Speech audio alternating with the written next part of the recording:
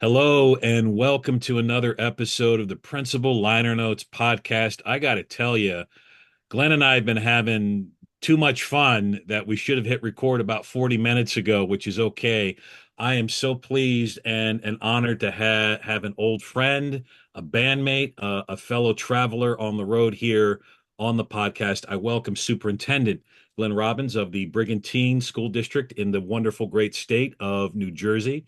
Glenn has just recently published, co-authored a book with Danny Bauer and Ariel Curry, a book entitled Calm in the Chaos, Ancient Stoic Wisdom for Successful School Leadership. We're going to get into it and a lot of other things. And Glenn, welcome to the podcast. It's good to have you here, man. Hey, thanks, Sean. It is awesome to touch up with you. And yeah, that 40 minutes of just catching up and talking about some amazing things should have been recorded. Maybe there'll have to be another podcast or two or three coming up in the future. But happy to be here. It's happy to see you, my friend. And Yes. congrats on the new job. Well, thank you. I'm very, very honored for that, and look and happy to be back in Lexington City. So definitely, I really appreciate that. One of the things that we were talking about before we hit record, man, is I have deep respect for your reading sensibility, and I had shared with you we were at Ed Camp Leadership in Philadelphia years ago, and we were sitting at the bar, and we were just basically what I thought was just going to be shooting the breeze a little bit turned into a very meaningful conversation, which has stayed with me for 10 plus years now. And you made a certain book recommendation by Ryan Holiday and called Ego is the Enemy. And as I revealed to you, although the conversation stayed with me, I didn't read the book. I ended up reading the book that came before, The Obstacle is the Way. But I am curious. I know you're a strong reader and a strong leader. Wh- what is the origin story of you embracing the works of Seneca and Marcus Aurelius and all these guys? What led you on that path? Because in school leadership, that stuff doesn't come up, right? It's not required reading, in No, principle. it's not. No, it's not. It should be. It Yeah. really should be. And that's part of the reason why Dan and I wrote that book is the fact that, this should be in the hands of new and or veteran leadership. Um, So what was the reason behind that? A couple of things. Leadership is not easy. As I mentioned in the book, it's like being in a fishbowl at a shooting range. You can't hide, right? No matter what you try to do, people will always ostracize you in some kind of a way, and or they might give you some positive comments, but leadership is not easy by any stance. And it was, I think, because I was a history buff. I was a dual major in undergrad. I was a history grad and history major and an education major. And my grandfather would always say, "It's not the problem you have; it's how you handle it." And I was always curious, like, where did he come up with this? And I've mentioned that in the book, like how it kind of prompted me into history more, and it prompted me into, where did he hear something like this before? I know he was in World War II. I know he had a life that most people wouldn't want to lead. He worked as a blue collar well driller, hands on, each and every day. Not exactly the cushy desk job by any circumstance, but this guy had been through a lot. And then I found the Stoics. I found Marcus Aurelius, right? Sort of like Ryan. I'm watching Gladiator and I'm loving Russell Crowe, but I'm like, who's the old dude? Like, who's Yeah. this guy that like oversees all this? Like, Russell Crowe is awesome. It's almost like Rip in Yellowstone, right? Like Rip is, he's the guy takes care of everything, but John Dutton's the boss, Yeah. and how does he maintain and how does he keep everything and stay even cool? So for me, it was just, you know, I wanted to be more of a leader. It wasn't just from the educational impact, but from a personal standpoint, from a human capital aspect. Like, how do I get to understand logic and emotion better than most? And that is my hopes and goals. And I'm far, far, far from even achieving that. But the Stoics has helped me a lot along the way that I can only control certain things. There are things I'll never be able to control as much as you want to, and that's okay. You wake up each and every day thinking that this is what I can do. And as Marcus Aurelius says, Just do the best you can do. I'm paraphrasing here, but be a good person. He always talks about being just. Just be a good person. The world could use more of that, couldn't it? Like just being a good, kind person, trying to do what's just for society. Not because I think it's the way to be. It's because we're supposed to be good people to our neighbors and to our friends and to our bandmates, such as yourself. Right on, man. I appreciate that. It's funny, and you cite Gladiator, and I think the older I get, and the more that I, kind of immerse myself as a leadership geek, and I know that you are as well. Um, the movies that I grew up with, the stories that I grew up with, I find myself much more interested in the mentor. I'm much more interested in the mentor to the hero. So in Star Mm, Wars, growing up, my favorite character was Luke Skywalker. He was the hero. He blew up the Death Star.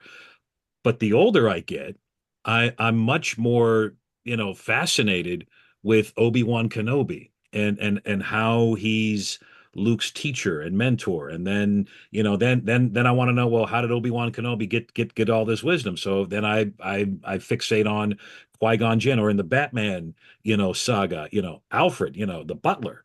Um, somebody who I thought was a one-dimensional character, the more I get into it, man, this was the guy that took care of Bruce Wayne and yep. taught him to be the hero that he is. So I had to I had to kind of give you a nod on that, So there's like all these kind of like backstory, background leadership stories there with mentors, and we really see that in Stoicism, because these words, although ancient Roman civilization, these words had a big influence, Hmm.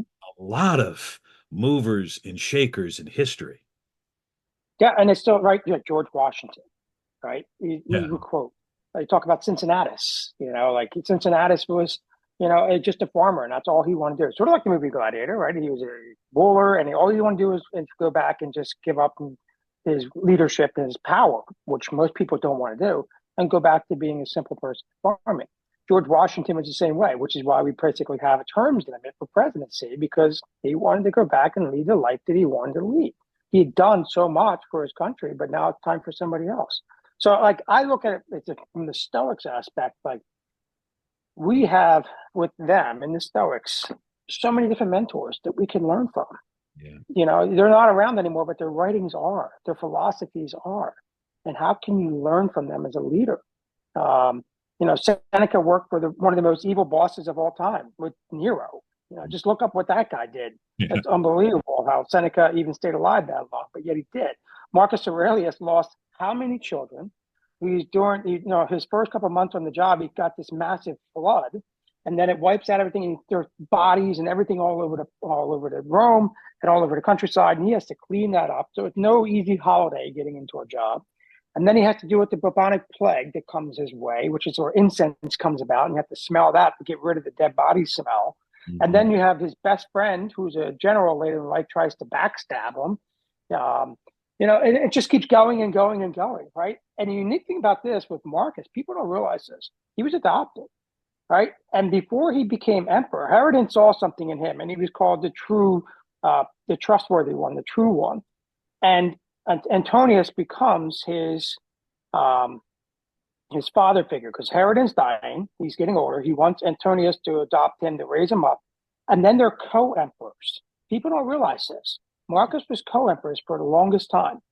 And then when the father starts dying, Marcus takes his his stepbrother, and makes him a co-emperor, because he realizes that if he didn't, it'd be some kind of a stifle between power, right? It's always been about power grabs and so forth. So he makes his brother or stepbrother co-emperor, and he handles all the war battles for the most part. And he's totally different than Marcus. He's a womanizer. He's going out to battles. He's all about the ego, whereas Marcus is more centralized and trying to be more philosophical king. And that's what he had the best teachers in the world that come to him and taught him. And then that brother dies later on, and then Marcus is by himself. So Mm. it's always like, you talk about the mentoring program. Like, I see some really successful schools who superintendents were leaving, but they'll hire a superintendent a year in advance or so, and they'll bring that person in, and they're co-superintendents pretty much for a year. Sort of like we just did. We just hired a new facilities director. My facilities director had been there for 30 plus years. Amazing individual, but he had so much stuff in his head that we needed to share it out some. So we hired another director who made him a co-director or a second director, and he followed our person for over a half a year, trying to take as much as he could from him. So once again, a leadership trick in that is using those mentors, using those people that you have, and if you don't have them, you pick up the book, you pick up one of Ryan Holiday's book, you pick up one of Donald Robinson's books, and just dive in and say, how do these people lead through hellacious times? Epictetus, one of the greatest, who Marcus reads off of, was a slave who had his leg broken, back in the day by his master, a cool master, and then gets his freedom and goes on to teachings and so forth. There's so many different people who went through so many different hellacious times, but they had good readings, good people, and they kept talking about what can they control, what can't they control, and what is your job of being just and true. Hmm. I was lucky in the district I'm currently in. I had been in 5 years ago, so I'm returning to Lexington City, and because of the timing of the when I became principal at the middle school there, I was able to the window was just beautiful. Like I was able to spend an extended amount of time with the sitting principal. I had worked in done my ed tech year, and so I wasn't tied to a school district, so I was able to kind of Mm-hmm, mm-hmm. at the time and take this position on and be there the last 3 months of school and pretty much co-principal and with the sitting principal and we got along and she was kind of free to kind of close up shop and while I covered some things and then she was also free to kind of um work with me and give me kind of some insight, and I could see some things in real time, and it turned out to be one of the more probably the most powerful transition in power. It gave the school community some stability, and it was almost like when we fly in an airplane, you don't know when the pilot or the co-pilot when they switch roles. It's that seamless, right? It but it was such a powerful model. So I wish schools would do that more, Mm. but the fact that Well, but there's where they got to read. A lot of readers have to read "Ego is the Enemy."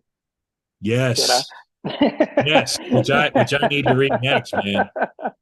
So talk to us about Calm in the Chaos. Your first book, which I'm so proud of you for putting out in the universe, and it really is just such a solid, insightful read. I hear your voice in it throughout, and it is a book that you could literally read in one sitting, but then go back to. It's digestible enough that okay, well, Hmm. who's this Ryan Holiday guy or who's this Seneca guy? It's just got really nice practical things in there. But I'd love to hear kind of your take on the book. Yeah. So I started superintendency. This is my I don't know, like 21, 22 years in now. So I'm almost on 9 years of superintendency. And my first superintendency job, like I said, I've always been a history buff. And then when getting to the leadership at superintendency, I was running into some rough times. There was a state aid. There was a bunch of different stuff going on behind the scenes that people aren't privy to. And I said, I can't be the only one. There's got to be other people who are just, dealing with similar battles that I'm dealing with that maybe would be intriguing to them. Maybe they're not a history buff like me, but we can tie it in some way that they can become to understand that this has been going on for years, thousands of years, not just in your lifetime that you think it's all revolving around you. Mm. So, I hosted a leadership conference. I brought in over 20 something speakers, had over 500 people come for free. Um, Amazing sponsors covered that. And one of them that I brought in was Danny Bauer. And Danny and I have known each other for years on podcasting and social media, sort of like you and I have known each other for years before we actually met. And with Danny, I said, after it was over, I went to him. I said, Danny, I have this idea about a book. You speak a lot about um, you have a calmness to you. You have went through some similar situations that I've been through, some rough times. How can we team up and put something together that people might be able to want to read? And we said, yeah, let's do it. Now, that mind you, that was back in 2019, and then 2020 comes. He moved back to the stateside. I get a new job, so I start taking that on. And then we all know what happens. I started in February, and the world ends in 14 days of curving in March, and Hmm. we're so focused on that. And then finally, about a year ago, Danny and I, he calls me and he's like, "Hey, can I come to your house in a month from now and let's just sit down and just do this book? I'm finally ready. It's on my list of things that he has going through his." And I'm like, "Let's do it." And we strategize, and that's how our book came to light. Him and I just started riffing off each other. We brought Ariel to really help us in with the editing and putting it together that people would want to be able to read. She's a dynamic person to have on your team. Um, and then we shared it out, thinking, you know what? Hopefully, other people will be able to read this, young and or old, and the intentionality behind it. Like if you read, I'm not even saying this is close to meditation by any sense, but if you read Meditations or Epictetus's work or any of the Stoic work, it's short, it's intentional. Yes. So we wanted ours to be short and intentional. We used the four virtues, and we added a fifth one, equanimity, into it, the ultimate, aurora of like you are the most calm centered person in the universe, which is hardly ever, right? And we said to ourselves, with this possible, how do we write something that is perennial? We only mentioned Chromebook one time. Everything else is about logic and emotion.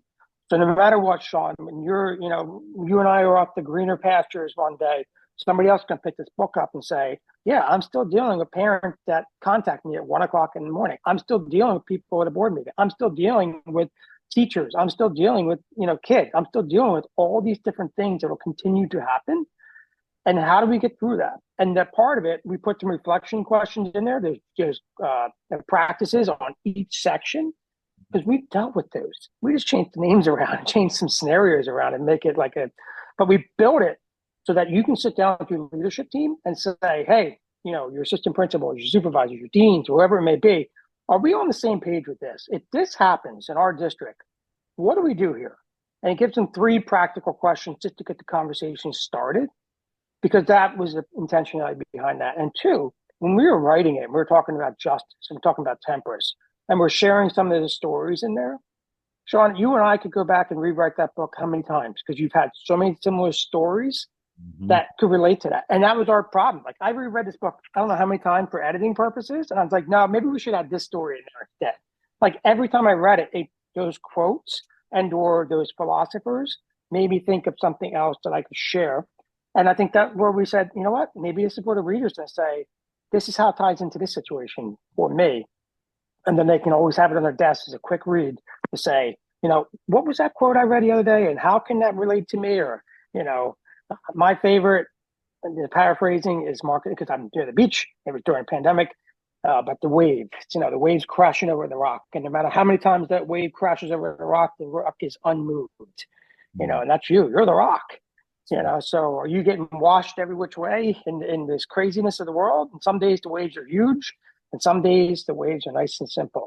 But no matter what, you have to be stoic, and people are watching you. You never know who's watching you, and you got to what perceived by them becomes a reality.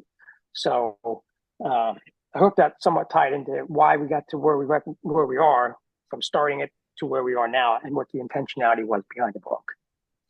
That one of the things too with the book and the writing and your role as superintendent, it is not an easy role.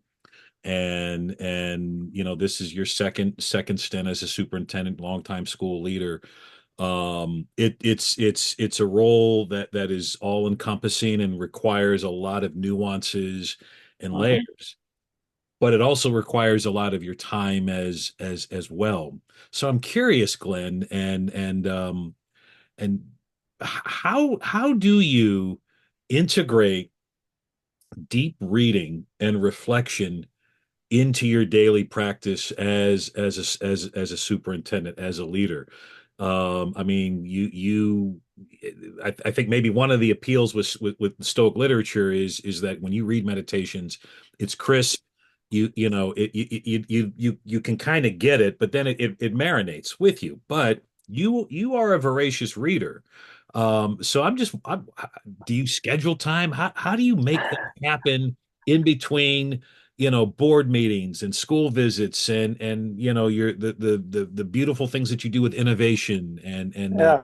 and strategic Yeah. planning? So how do I do all that? Well, first off, add something to the layer of it. I'm also a principal now. So I take over the principal role too. So I do both. Um, but I'll tell you this, I have an amazing team. I have amazing teachers. I have amazing community to work with us, and that was a lot of work to get the community involvement and so forth with chamber and all these different people, working with the city council, working with our mayor. And I think that really helped with during the pandemic. We all came together as one. And from since then, we've been unified. And I think that's something that's really missing in a lot of societies today, in a lot of communities, that you have board members and council members and community members who just do not get along and have fallacious board meetings and can't have a conversation to agree to disagree and try to find a common ground. So having an awesome team is number one. Number two, Sean, I hated reading as a kid. I mean, I was just wanted to be nothing near it. The only thing I'd read when I was a soccer player, I'd read my soccer magazine. What cleats were coming out, what uniforms were coming out. That was the only thing I wanted to read until I finally graduated college and I started reading more into stuff that I wanted to read. But how do I schedule this? You forgot to mention I have a 4-year-old and a 12-year-old, That's so I got right. to be dad time. I have an amazing wife, right? If without my wife, I can't say anything about her because whatever I say would be injustice to her. She's that amazing to me and to my family and what I'm able to do. So she's the big reason why I'm able to do what I have. And say I read it like, I don't know, 10, 11, or 12 o'clock at night, and Mm. or I'll wake up early, and or, on a weekend here and there, if they're out in the pool, I'll try to read a couple pages. If I can read a couple pages at a time, whatever it may be. Um, but I read when I can. I pick it up. Sort of like it's my choice is pick up a book or pick up a cell phone. I Yeah. usually pick up a book. Yeah. And especially for the readings that I want to read about. And like you mentioned, the innovations and the leadership come from learning about others, Yeah. right? You're never going to be good by just thinking that you've reached the final mountaintop, because you reach that mountaintop, you have any more mountain waiting for you. So for me, it's constantly, what can I do to get better as a human being, as a husband, as a father, and as a school leader?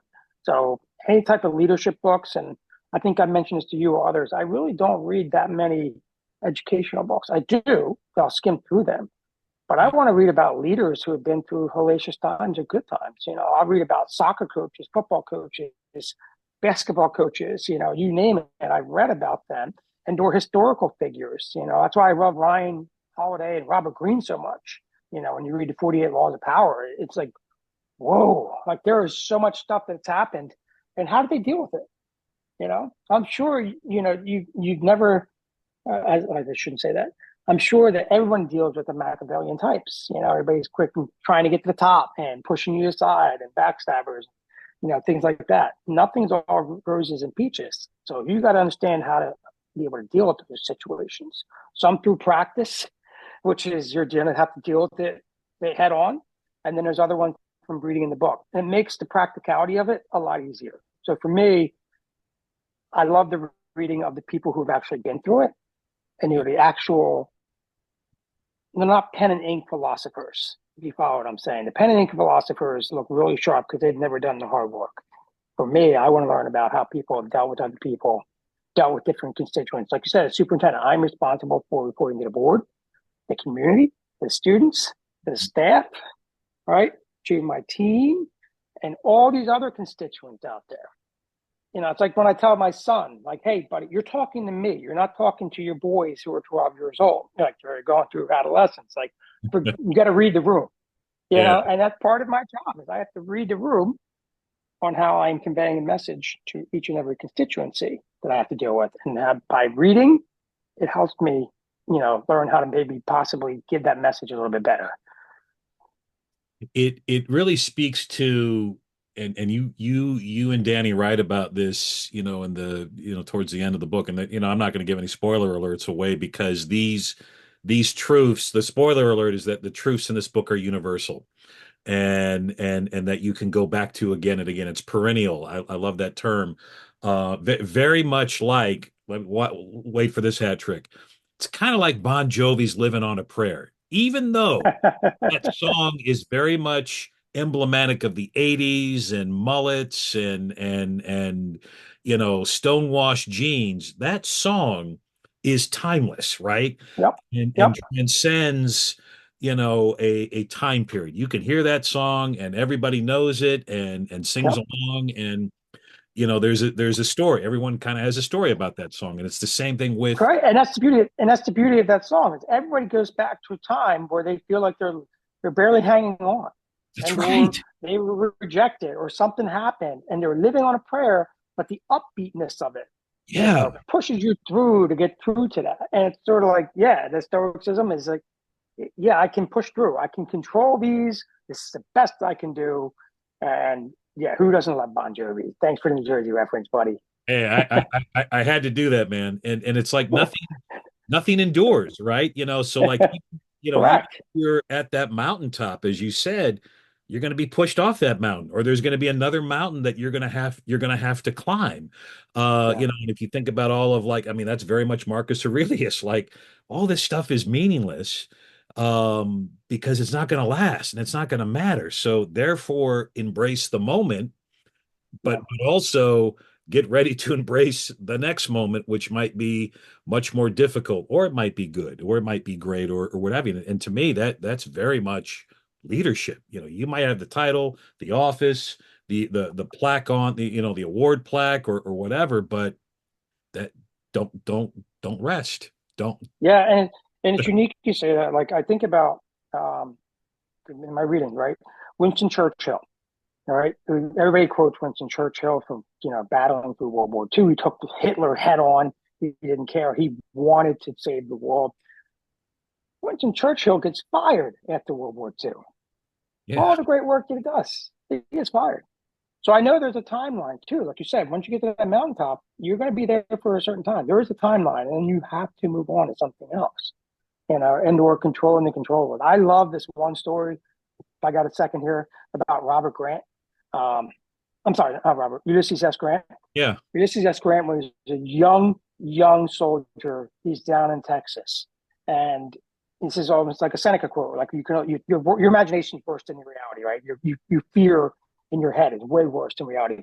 And he's in Texas, and he's going from one camp to another, and he's high seagrass, right in the prairie. So it's about 3 or 4 feet high. And he's riding with Lieutenant Benjamin, who's from Indiana, and he hears these wolves hooting and hollering in the distance. Now, Grant, where he's from, the wolves have been gone for years, so he's not used to this, right? So it's pretty intimidating. It's scary. Like I said, he's not Ulysses S. Grant, the general and/or the president. He is the young person coming up through the ranks who's only been on the job for about a year. And Lieutenant Benjamin looks over and says, "So how many wolves do you think there are?" And Grant writes in his memoirs, he goes, "If he would have asked me to turn around, I would have said yes in a heartbeat." He goes, "But instead he asked me, how many do you think there are?" So he says, "I try to be calm, cool, and collected, and I say, I don't know, about 20. And sure enough, Benjamin just shakes his head, and they ride up about another mile. It's that, not even that. And they come around, and there's a big rock, and there they are. There's two wolves. And as they row by, they stay quiet. Wow. And he said, I used that from time to time later on to my life, because fear is also always worse in your head than what the reality is. And when you're dealing with people who are clamoring and or talking behind your back and or social media keyboard warriors, when it's time to show up, most of them don't. And if they do, they're quiet. That's So right. he used that as from a leadership perspective. I always think about that. Like, we can draw some crazy ideas in our heads about how bad things are going to be. And then, so every time I'll whisper to myself, two wolves, two wolves, two wolves, like, just to put myself back into it, what I can control and what I can't control. That's powerful, man. And if we think about, like, rejection, and just the connection I make in previous Mm-hmm. conversation, we talked about, the Beatles were rejected not by 20 people. It was really one person who who wrote that infamous memo, that letter, how guitar groups are on their Yep. way out. And Yep. they faced that failure, that rejection, head on, Now, they again major record company, but they didn't stop. They they kept it moving. They made some changes. They recalibrated their brand a little bit and Uh-huh. got a new drummer and did some things differently. But at the end of the day, it was one person. It was one voice that rejected them. It wasn't 200. It wasn't 20. That Yeah. we're still talking about them today. They broke up, 50 some years ago, and they're still selling records. I mean, Yeah. Nonstop, right? If it nonstop. wasn't for the Beatles, how many bands would we not have today, and/or singers or performers would we not have in our society, in past and/or present and/or future, that was based off of the Beatles? And if they'd listened to that one person, That's right. you know, where would we be today? Um, and that's kind of crazy. Like, we have to listen to people, and it was a Stoic quote, right? Like, you be you give away your body. You're infuriated to giving away your body because somebody uses it as a slave and does whatever they want with it. But yet you're willing to give away your mind for one person and let them torment your mind. And I know that's hard to do. Right? That's a psychological thing. You need like every 7 or 8 positive things to get rid of that one negative thing. And I think we're all guilty of as educators. Like, we take everything to heart. We wear our hearts on a sleeve. And oh man, like I'll wake up sometimes in the middle of the night thinking about what that person said or did. And I have to realize it's more about them than it is me. They can't see it. So that Beatles person had they seen what the true thing was. Imagine how rich that person would be Yeah, if he stuck exactly. with the Beatles. Yeah, But it's almost like more fate. Things happen, accept fate as they come. that's right. And I love the rejection as a reflection. Something bigger and better happens. You Yes. know, but you can control what you can control. If you don't, and you let somebody stomp all over your mind, as Gandhi would say, dirty feet in your head, Yeah. what are you going to achieve? Nothing. And you're here for a reason, man. You're here for a reason, one way or another. And so I love that rejection story about the Beatles. Where would we be without Yeah. them or none of those people behind your behind your head, right? Like, Yeah. All these they were records. all Yeah. yeah, they're all somewhat connected to the Beatles, some way, somehow. That's right, man. You got it. You mentioned before we hit record here, you had recommended a couple of titles to your leadership team and your staff, and so I'd love for you to just riff, Glenn, on what have you recommended to your team, and I know that the folks that tune in are avid readers. I know some of the folks that are tuning in have read your book, or we plan on having them read it, and I'll share all the information in the show notes. But what are those titles right now that your team is currently reading, or you plan to kind of facilitate a book study on? Yeah, so great question. You're a big fan of the Bear, so that's what got me connected to being a big fan of the Bear. Unreasonable Hospitality. That Mhm. is a book I just gave out. So if you saw that in season 2 in the Bear's hands, in the episode with Cuz reading it, um, that book is phenomenal. And he does talk about the 1 Minute Manager. So I do read that on the side constantly over and over again. It's sort of like the John Gordon books or the other leadership books that I will read. Yeah. Um, so I'm pushing my team now to read more about AI. Anything they can get their hands on, it's constantly being thrown down their throats. I would tell them to read my book, but they all went out and read it before, as soon as it came out. They bought it, surprised me. It was kind of a nice thing to do. But a book that I'm really enjoying right now is the new Ryan Holiday book, The Right Thing Right Now, about justice and trying to be a true leader. Now, my team may or may not pick that up. It's up to them. But the unreasonable hospitality is the one I gave it to him right now. And the reason being is that Will Goddard talks about running an organization, and he talks about dealing with different people. And he talks about dealing with different situations and how they want to be the best of the best. But they want to get to the best by being unreasonable hospitality. Like, you see the one scene in The Bear where he goes out and gets something for a couple that's never seen this before and brings it back and gives them to a gift. What if we did that in schools? What if we every day? And that's what I've been trying to do for years, is to kind of create a space that they've never had before, some place that they feel safe, happy, and they want to come each and every day. Mhm. How do you create those moments? How do you create it for your staff? How do you create it for your families? And so that's why I told my team, when you're reading Unreasonable Hospitality, take out the words restaurants. and just add in our school. How can we change to this thing? So I highly recommend that one. There's a bunch of other books, Sean, I could go into um, that if you wanted me to, but that's the one I'm really focusing on this summer with them. Last summer was Tim Elmore. Tim Elmore is a fantastic writer and speaker, works with John Maxwell. I take my team. This is something I'm really proud about. The last couple of years, I teamed up with a company called Human X. I'm sorry, Human X Ventures, and they're out of the Midwest. And it's a culture and climate study company that works with Fortune 500 companies, hospitals, and school districts. And I was blessed last year. Unbeknownst to me, they gave me the National Exemplar in Education Award for our work because it worked on culture. So they build these cultures of, how can you get better for your human capital? And they give you meaningful data on how to break it down with your leadership team and your staff and say, how do we get better? Mm. Ultimately, that is our goal, is to get better. But every year, we fly out to Kalamazoo, Michigan, a little small town in the middle of nowhere. I've never been. I'm a Jersey guy. And we listen to 6, 7, 8, 9 keynotes that are the best of the best in the business. And then they have breakout sessions. And I was privy to teaching a breakout session last year of John Bartlett about leadership. And it's all about leadership. And Tim Elmore was there. I remember he presented. My team was there. I brought our mayor with me. And we're all watching. And right after he's done, I walked right up to the front. I was like, I see these 7 books or 8 books you got right here extra. I want to buy each and every one. I'm going to give them to my team right now.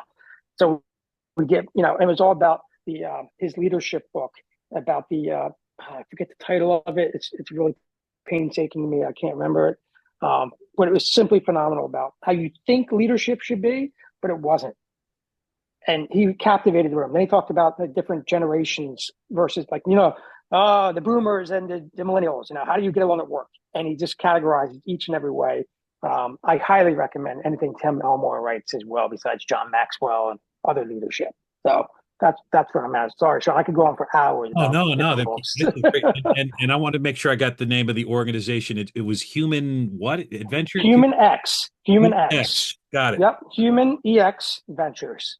So Wow. highly recommend looking into that because they work with your team. They send out coaches to work with your team. And then, like I said, they do a leadership summit every summer where you can bring your team out there. Team building, continuity, and then, learning from the best of the best in the field. And Brad Black, who is their CEO, one of our endorsers in our book, he just put out a book. I can't wait to get my hands on that. But here's a guy who has worked with so many different Fortune 500 companies to help raise the bar. So I learned from him, from my friends in Chicago, Mike Lieberfeld. And I think Mike Lieberfeld and Nick Polyak. They're 2 dynamic leaders. Mike and Nick have always been there to help me out. Sort of like, you mentioned at the beginning of the conversation, at the bar conversation, what are you reading? What are you doing? Mike was the same way. Hey, Glenn, what are you going? What do you think about this? And he and I going back and forth for years, riffing off each other, trying to get better. And then he recommended this. I was like, how is Mike successful? How is his team so great? And that's how I found Human X. He let me into his little hidden closet, to say, of what amazingness he could share out. That's so key, Glenn, because, and again, not to knock our profession and the content that is in there. And there's a lot of books and seminars and conferences that you and I have attended and read that are education centric. But I do think that there is a bridge, there's an off ramp, if you will, New Jersey. There's an off ramp that we miss when it comes to the schoolhouse and this kind of notion of the world or real world, whatever you want to call it, outside that bubble. And we do talk a good game about, all right, future ready and real life skills and hands on, and those are nice buzzwords. But I think in education we miss that off ramp, and we stay on Mm. that highway. We stay on that turnpike within that bubble in some cases, and we just go around in circles. So it is important, and that's one of the things that I really admire and respect about you, that you've taught me, is that you gotta like peek outside that bubble and see what's there, because ultimately the kids, the communities, the teachers that we're serving are a part of that. We've got to like shatter that bubble, right? And bring it in a very holistic way. Hence, read Stoics, read, Harvard Business Review, check out Inc. magazine, go to your local chamber of commerce and just say, let's have a conversation. I'm a principal, I'm a superintendent. How can we work Mhm. together? How can we, find ways to help our kids and then ultimately help business or industry, or help our community? Um, Yeah. Yeah, you, no doubt. We did that from I'm part of numerous groups who goes on different trips. I yeah, kept seeing these chamber members coming in and talking about working with high school kids. And I'm like, why can't they do that with my middle school kids? So sure enough, we started the Mr. Rogers project after the pandemic was certainly slow off, where you could go back into the world, and the businesses were starting to start back up again. So we worked together on advertising the businesses for our kids, making social media pages for them, as well as like writing Canva so they can go on their door, so someone can scan it when they're walking in, that they have all their information right there as a brand new customer. And at the same time, they're teaching the kids about entrepreneurship. They're teaching the kids about how to run a business. And I'm not talking mega conglomerates. I'm talking small mom and pop shops, someone who's really starting out or been doing there for a while. That would never have come to me if I had not gone on different trips to see across the country what was going on. And I think that's the part about education. We get so fixated on best practice, which doesn't work in another district because you're apples and oranges. You talk about, we have to do test scores. You have to do, all these different things that are required by the state. If you just focused on that, you're never going to be successful. That's like why I love the leadership aspect, the Stoics, and the unreasonable hospitality.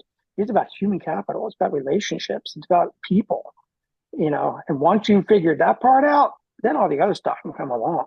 But I mhm. think sometimes we get so wrapped up into the job that we get so fixated on data and numbers instead of, this teacher is going through a hard time at home.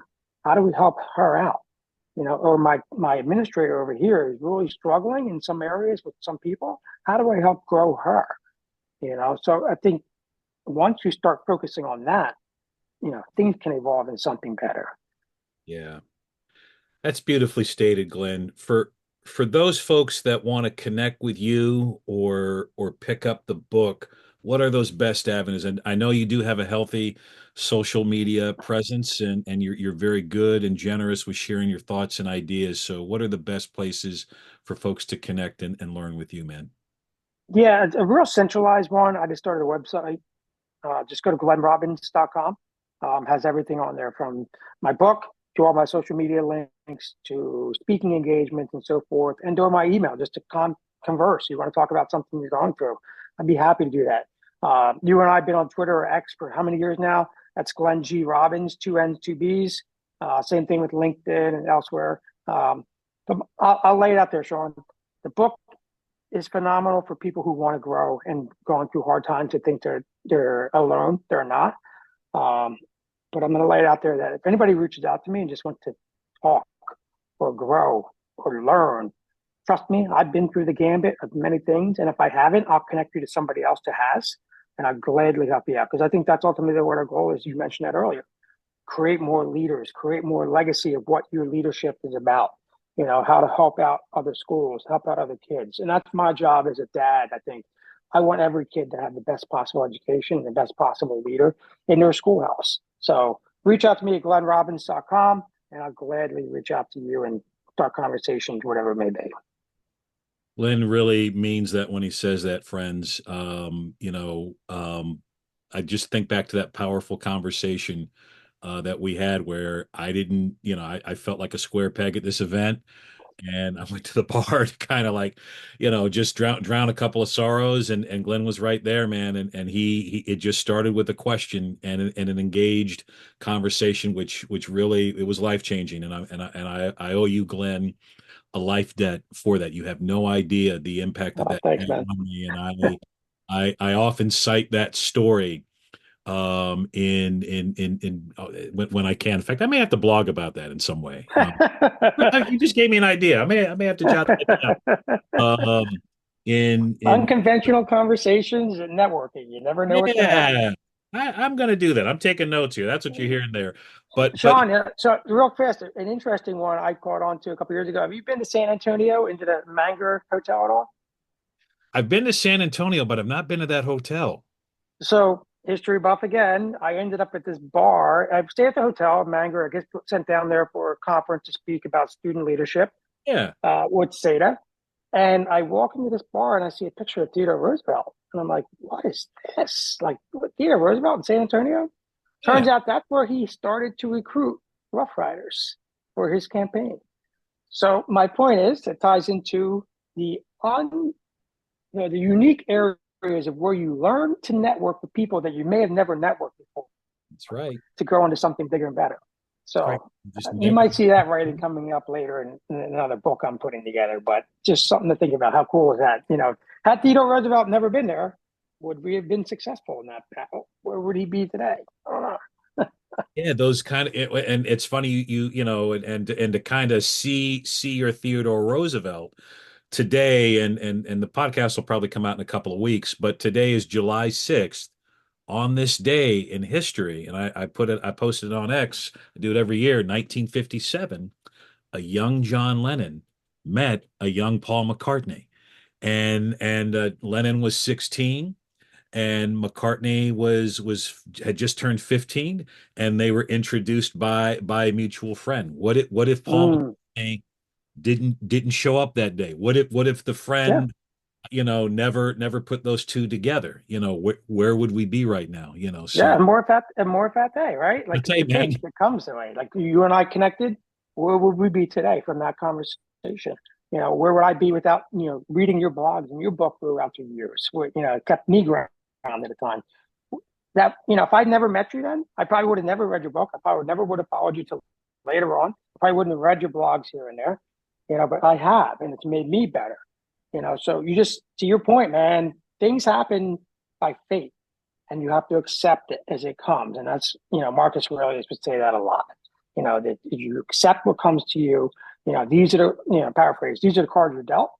Make the best of them instead of saying, woe is me. So I'm really happy you and I shared something meaningful at a conversation at a bar, and look at us from that point to where we are now. And we're constantly growing. We're still trying to get better each and every day. And I still respect the utmost for you, my friend, in many ways you never realize. Yeah. Grateful, my friend. Very, very grateful, and grateful to be in the band with you. Friends, check out Glenn Robbins. I'll put all the information in the show notes. The book is entitled Calm in the Chaos: Ancient Stoic Wisdom for Successful School Leadership. Glenn co-wrote this book with Danny Bauer and Ariel Curry. You can find this book, on Glenn's website. You can order Amazon. it on Amazon, Barnes and Noble. Go to your local independent bookstore and have them special order it. It is very much worthwhile reading, and this book is a great pathway to other great works that are out there, from Ryan Holiday to Marcus Aurelius to Seneca, all those friends. So be sure to check out again, Calm in the Chaos. Great book study book too, by the way, as well. Glenn, thank you so much, man. You got an open invitation to come back on the podcast, and we'll talk more about amor fati and rejection and music and all the good things, man. Sounds good. Thanks, Sean. I really appreciate today. Thank you, as me as well. Friends, as I always sign off, don't forget to share with the world your dreams, your visions, your ideas, your hopes, your books, because you help make the world a better place, and the world needs you. This is Sean Gaylor. This is the Principal Liner Notes podcast. Thanks again to Glenn Robbins.